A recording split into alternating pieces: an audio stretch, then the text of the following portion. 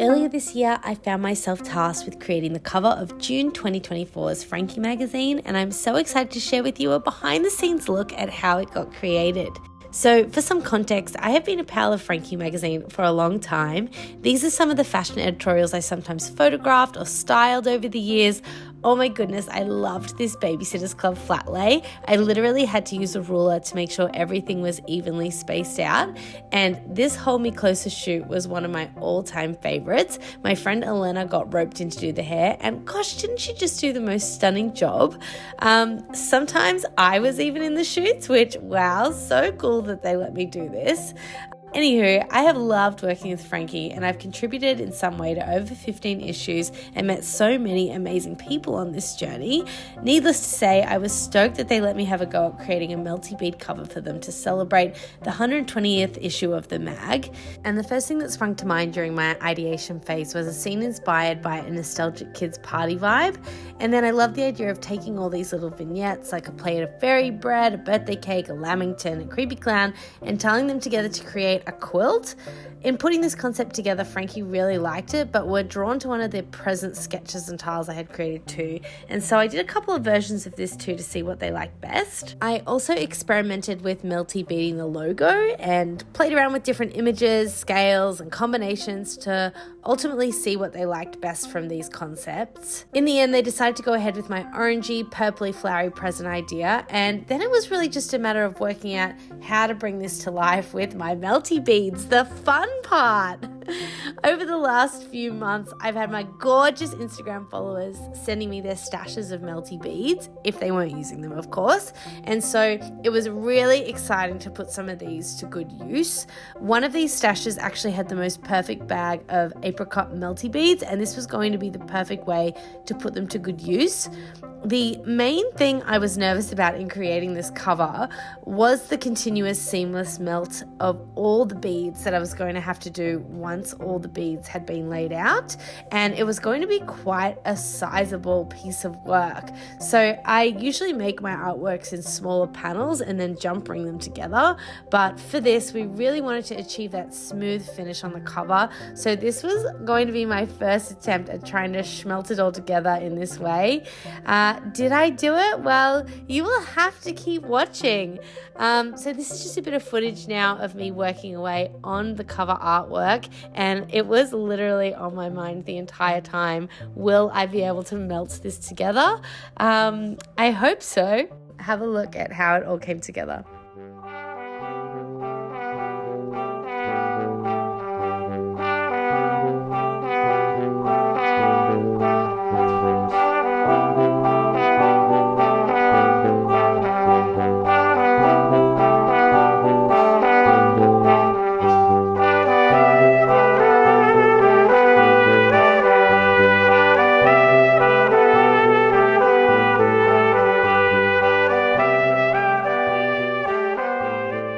So I am working on the bow, and I've woken up and I've realized I've made a few errors on it.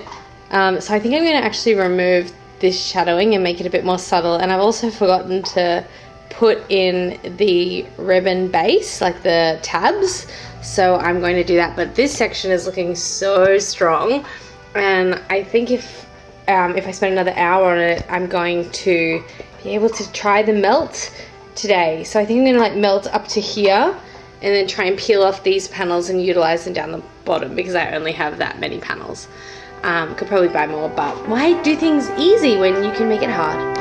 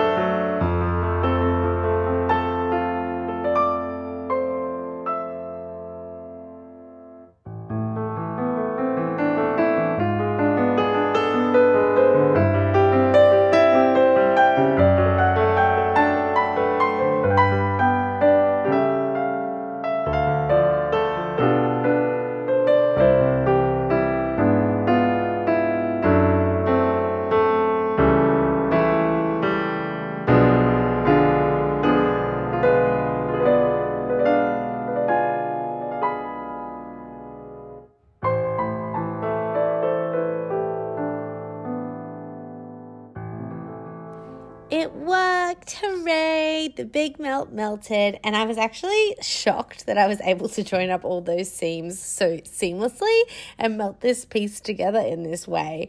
My heart was beating so fast when I ironed it, and it was funny because we are doing some renovations on our house at the moment, and right as I was melting the join lines together, my mum appeared at the window and was trying to tell me all this critical stuff about our front fence, and I was like, yeah, but we persevered. And then the last thing to do was to make and melt all these standalone flowers to add to the surface of the artwork, and wowee, I'm so happy with how it turned out. Getting to hold this in my hands feels crazy.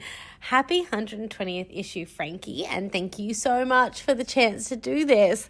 I am actually heading to Melbourne soon to go to their 20th anniversary party, and I'll have to share some footage of that too, so stay tuned. What an adventure. Bye.